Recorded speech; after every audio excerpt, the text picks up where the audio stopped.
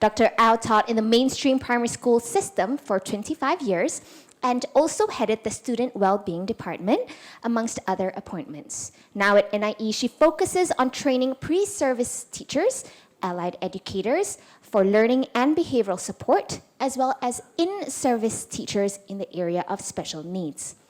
Her research interests include special needs education and constructivist teaching approaches. In 2017, Dr. Au was awarded the President's Award for Teachers for her services to education. She will be presenting on an ethnographic inquiry into the enabling factors for support for students with special needs in the mainstream primary and secondary schools. Let us all welcome Dr. Elizabeth Au Yeong. Thank you very much. A very good morning, although it's a late morning. Let me just set my timer to 27 minutes so that I do not go over time. Sometimes I tend to talk and then I may forget to stop. Right, a very good morning to everyone. Great to see everyone this morning. I'm very honored to be here to speak to you about my research. I'm Elizabeth, and I have a double surname, Au Yeong, and I'm from NIE. Now, the academic group that I am attached with is the Early Childhood and Special Needs Education, right? Now, the fact that I'm here is, may I just, by a show of hands, find out how many of you are involved in educating students with needs in the mainstream schools? Mainstream? All right, thank you. Now, be it in the mainstream schools or in other aspects, I hope that my research will in some way help to inform you, all right, of how perhaps we can provide more effective support for our students.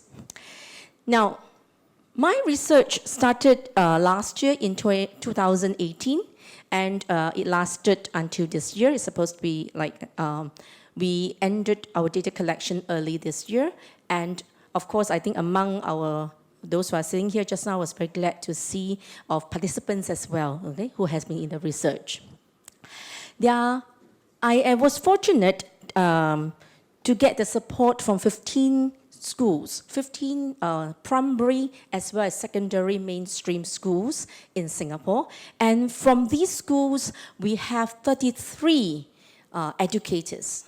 These are educators whom, based on the principles, based on other sources as well, I have been made known that they have been effective in supporting students with all these additional needs. So that is why the fact that I have this research is I kept on wondering, because we know that there are increasing number, especially in Singapore, in terms of students with additional needs in our mainstream schools, and we always ask ourselves, how can we better support?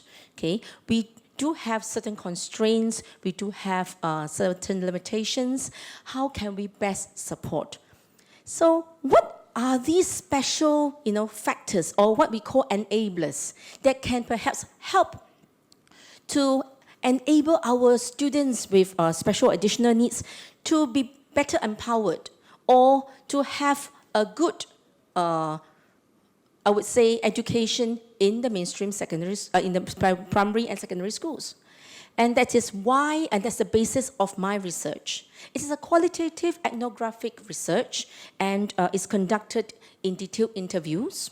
And I am very fortunate and inspired when I'm interviewing all my respondents, and I find that I learned a lot from them. And today I hope to share with you some of my findings, all right? Now, I have, it is analyzed on a thematic approach, and based on my research, I have actually categorized the enablers into two different types. One of them is what we call the personal enablers.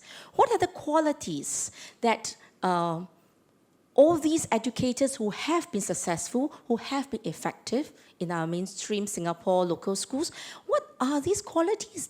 Is there some commonalities?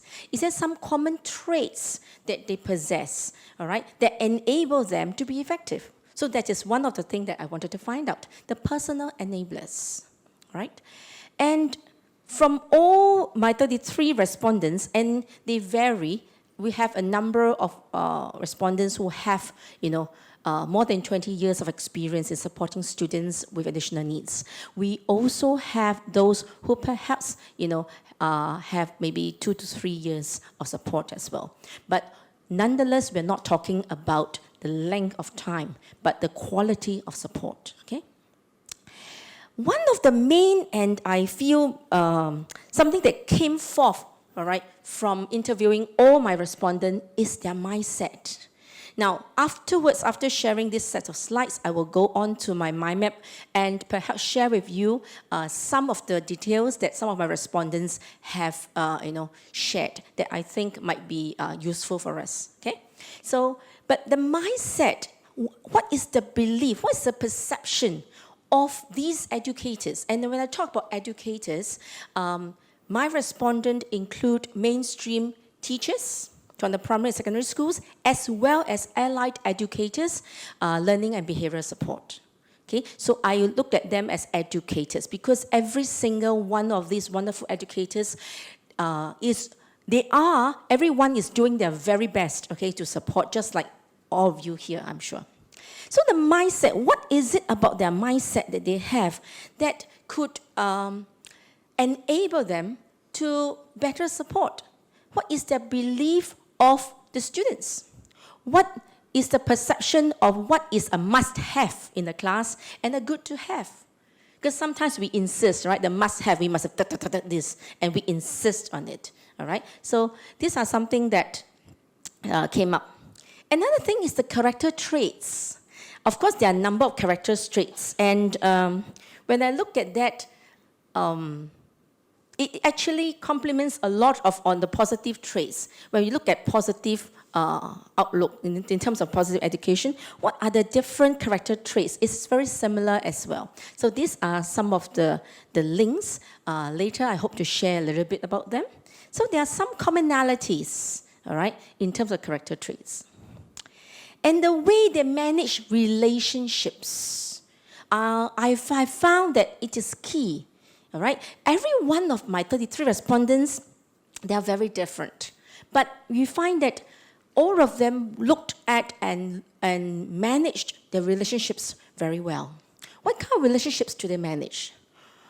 One of the key relationships that they manage is, of course, teacher-student relationship, TSR.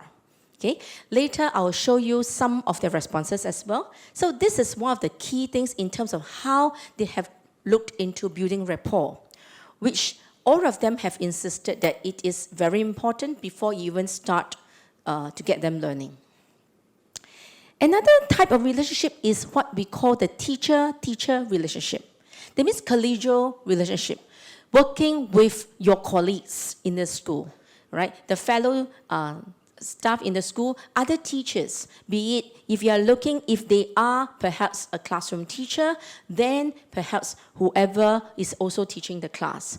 Or if they are working at a level or head, of department level, is working with the teachers, either in the department, in the level, or in the school. Okay, the kind of teacher-teacher relationship.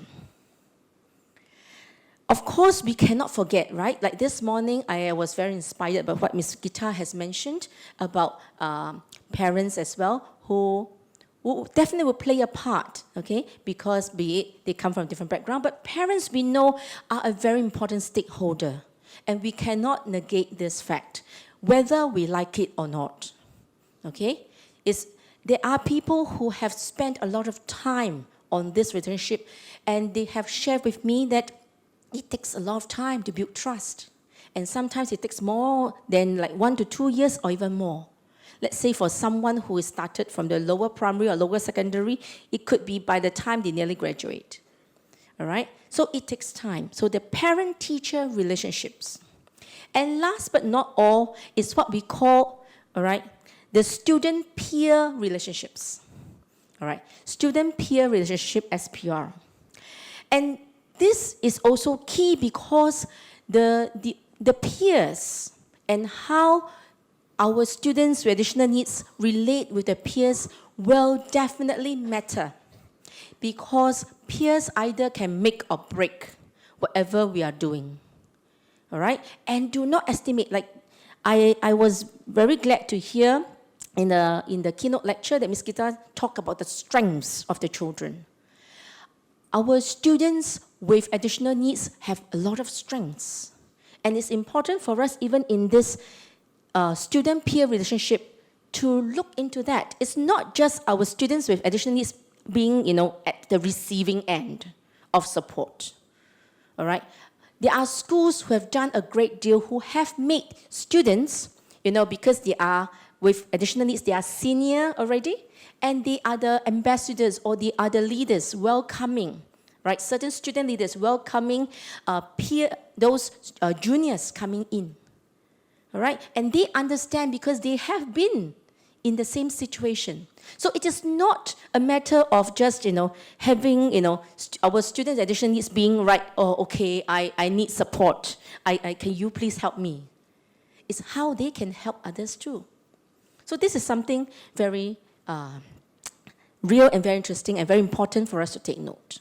So these are some of the personal enablers, all right, that I have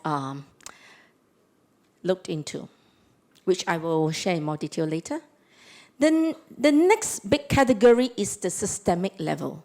We know that however dynamic, however wonderful, however experienced an educator is, we do not function alone. We function in an organization, correct? Whichever the organization is. And that's why your systemic enablers will be important. What is the system that is in your organization? All right, and this is an area that I have also looked into. Of course, one of the key systemic enabler is, of course, what we call the school leaders, SL, all right, for short. The school leaders, we have had respondents who mentioned that because they had experience in different schools, they could actually sense the level of support in various organizations that they are in. And this is very real. And that's why it is very important, be it whatever way that you would like to influence support, please start with the very top, our school leaders or whichever your organizational leaders. Because they not only set the rules, they set the tone. And not only that, they also look into the kind of flexibility or additional support that you can actually provide your students. There are schools who go all the way to change the whole curriculum. Seriously, the whole curriculum. I was shocked a little bit when I heard about that, the whole curriculum. Yes, the timetabling, everything. Our curriculum meaning, of course, there's still subjects, all the different subjects, but the whole timetable, the way that the deployment is, such that one single child is able to fit in, or rather not fit in, that's not a good approach, but is able to be empowered and to learn well in school. Because there are certain timing, of periods, there are certain teachers who are able to, but if you are in, different, because of the time, so they actually changed it. And how can we do such, mega kind of, transformation? Only school leaders have that. So it's important for us to look into that. So school leaders play a great part. Of course, your school culture. As mentioned, of course, as a link, your school culture will, of course, in many a time, be very much related to your school leaders, right? They set the tone, be it existing, current school leaders, or even sometimes previous school leaders may have already set the tone. But more importantly, in culture, it is not just the school leaders, but also everyone else in your school system. Your staff, everybody in terms of collegial culture, what is that culture like? Is it a culture of support? Is it everyone just minding your own thing? And at times, sometimes it's sad to hear that in certain schools, for example, when it comes to secondary school, because every teacher has only certain period with the class, you may tend to just go in and then because of the time frame, you may choose to ignore certain things because there just isn't time to do it. But through the culture, through the support, this is important because we always say that one person, we can never do it. But as a team, we will always be able to. So this is something that the culture, what's the culture? And of course, there are standard operating procedures, your SOP, so to speak. That means what are the structures already there for referral, all right, for support. I'm very glad that in Singapore, recently, we have every school having, your case management team. We have the schools setting up all they know about the referral, what is, this very structure of support with the different level heads and all that, looking into different needs. So this is wonderful, because when I first started 25, 26 years ago, we didn't have that. And we started in our school that on our own, incarnate case management team. Now it is a norm. All right? Where else previously there isn't. One person, I reiterate from what I hear, one person can never do it. It must be a teamwork. So, but your SOP must be clear. If nobody knows what to do, or sometimes you have SOPs and the operating procedure just for the particular student with perhaps more severe needs. So everybody must know, you have this group chat or whatever, so you have this connecting system, I was told, that there's some issue or there's something to be supported, and then straight away in the chat, it'll be alerted. And then whoever who is not in class or whoever who is available and is part of support team goes and say, no, it's okay, I'll come, I'll look into this. So it's very quickly, the whole thing. So there is a very clear procedural, system which must be there, because if not, if there's certain support needed immediately, we don't know what to do. All right? And of course, networking. As I said, it's also the team that we talk about. Of course, they talk about internally it's not just teachers, but it's not just with allied educators, it's with everybody from bus drivers to everybody, all right? Canteen people, it's a whole system. So like the whole village, the whole system. So internally is important. And of course, the student might be supported by external support. Okay, we have psychologists, we have therapists, we have other different kind of support. There must be a kind of networking, which is important, because you do your own thing, I do my own thing. It's tough. It's wonderful when I see, for example, an allied educator, all right? She might not be DAS trained, but she made an effort to find out and learn, okay? And then what she did is to really walk the same talk, use the same lingo and language when she supported, all right, this student who is also attending DAS. That's what we call the networking. So, of course, we should continue such thing, because if not, you'll find that your student will be very confused. A said something, B said something, home, some say something else. All right? So this is important for your external and internal network. All right, this is a time where I try to show you the specifics, which I hope I can just toggle now. Is it there yet? No. Thank you, Yeong. Because it has moved. All right, thank you. Appreciate. As I mentioned to Yeong, I have high needs in toggling this. Yes, and I think it's fine, because every one of us have different strengths and different needs. And it's something that we ourselves need to acknowledge, and it's also good for us to share with our students and to whoever who is, with us. Now, these are some of the details, and I put it into a mind map, okay? Enabling factors. As mentioned just now, the first thing is mindset. Now, mindset is not just having a positive mindset. Yes, all of them have that, okay, which is very important. But what is it that, some of the things that they have mentioned? One respondent talked about the wrong mindset.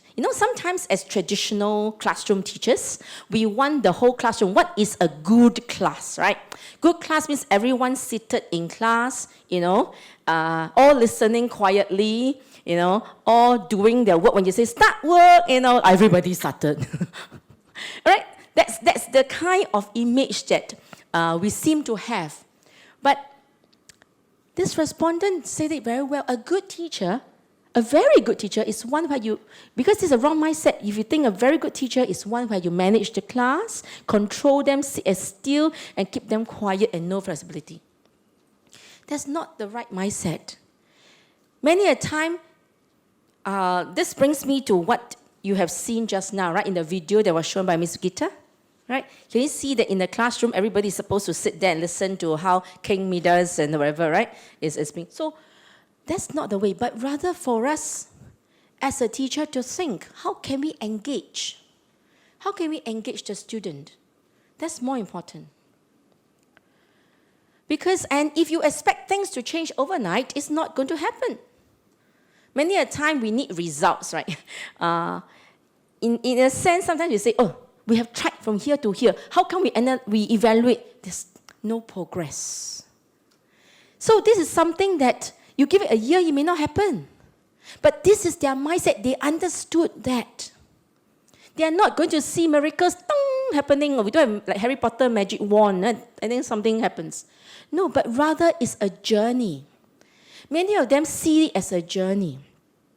And one of them put it very well such that they talk about, having the journeying with the student, and at that moment in time, whatever that they are working, yes, it helped the student, but you may not see it. It's just like because the needs are so much, it's like, a very, very deep vessel. You can put in your support and whatever thing. It is there, but you can't see it because, it's still hollow. And look at it, nothing. But as you build up, as they move in life, and this is what called lifelong learning, as they move in life, and many of them said that we are very lucky or fortunate if we say that, wow, we did something and then it worked. That we are fortunate because we have seen the part whereby the student is ready. They blossom. Because a lot of good things have been done. So it's already nearing the top, right? So you just need to top up and then, wow, you see the progress, right? But it doesn't mean that whatever we're doing, we don't see, it doesn't mean that it doesn't work. In fact, every single one of us, as they move up from the kindergarten, primary, secondary, and tertiary and further studies, as they move on, every single one of us, as an educator, if we have met this particular student and person, will have given that impact, the positive impact. Of course, hopefully it's positive impact. If it's negative, means it goes hollow some more. Right? So positive impact, and then we see it blossoming. Right? Now, so let's move on, because I've 5 minutes more. Now, it is a journey with them, all right? And it's important for us not to assume things. And it's important for us to ask them, all right, what it is, okay? And they will tell us, all right, when they're comfortable. It's important not to take things personally, because we tend to, I tried, oh no, I didn't do as well, is it? Because many of our respondents are very reflective. So they kind of think. So sometimes when we're reflective, it's good, but we shouldn't be self-blaming. That, oh no, all this, it must be that I'm not a very good educator. No, we shouldn't do that. We shouldn't think like that. Because it's important not to take things personally, because for these students, there are things which are, and even when they say things that seems very antagonistic, they really don't mean it. But it is their reaction. So it's important for us to have that mindset. Okay, I'm going to speed up a little bit. And of course, many, many different traits are there in being very flexible, in being very reflective. Reflective is not just what didn't work, but also what has worked. Because what has worked at this particular point in time, at this particular situation, with this certain personnel, with this certain subject, all right, and many other factors will come to play So you have to take note of that, okay? And of course, TSR is the teacher-student relationship. Many a time, please ask the students. That's what they always say. Go and find out from the students. The students will have the answer. Of course, you cannot say, what's wrong with you? No, that's not what I mean. But through knowing and building the rapport, you can actually get the answer from them. Because they know how to help themselves most of the time. Okay? And of course, it is the relationship which needs investment to maintain. All right?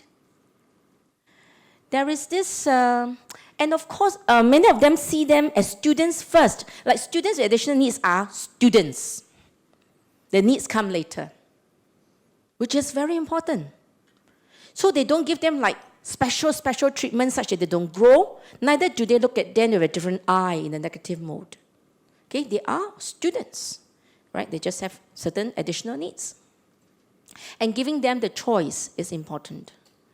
Now, it's a bit small, but PTR is important parent-teacher relationship. And one thing being noted, as I mentioned, they have to build trust and have the open communication. It's not easy because we have different types of parents. So we are, a number of you here, we are parents, right? You are parents and all that. So you find that we have different personalities as well. But it takes time to build trust. A number of them said even take years to build trust because you must trust me as a professional and trust me that I want to work with the child together with you. Okay?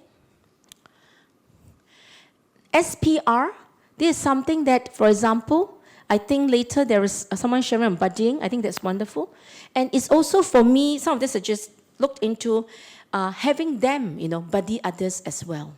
Okay? So, and also when you talk about looking into helping to create positive student-peer relationships, is also to ensure that even if, all right, they don't necessarily befriend the person, they will choose not to pick on that person, which will itself be helpful, right? Now, not much time left, but teacher-teacher relationship is important, all right, because everybody must walk the talk. As I said, it's a whole teamwork, all right? It is important for us to take note.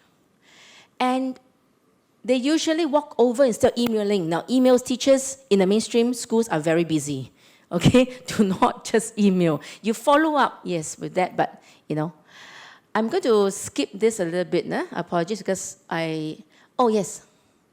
This is something I wanted to point out. There are sometimes when you work with teacher, you'll find that there are certain colleagues that may have certain, the students may have maybe more comfortable with certain colleagues.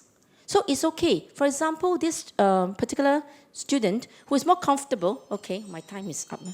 Okay, let me try to complete very quickly. Now, such that the student can actually go and see the other colleague, but you keep, that means give them the choice as well, but you keep, in the loop, be kept in the loop. And you find that slowly, the student's perception of you will also change positively. Okay? Now let me come back to the last part since I have to finish this. Let me just go back, okay? I may not have time to complete everything. Let me just try to toggle back to this. Is it correct? Yes. Yeah, thank you. Let me just round up because I to have more to share, but I would like to respect the rest of the timing for the rest of presenters as well. It's important for us as an educator in a school system to have all these, the personal as well as the systemic enablers there. For a school, when you look at that, do review your own organization and look, do we have all these systemic enablers? And when we look at our educators, are we, some of the educators having those positive, those mindset, the character traits, and things which might be helpful, all right, to our students? And it is hand in hand. It's not just one particular superman or superwoman. It's always a team, all right? And with that, I would like to end this sharing because of time constraint. I'm working on a publication on that because it's a big project. And I'm sure every one of us are doing our best to make life wonderful for our students, and please continue to do that. All right, thank you very much.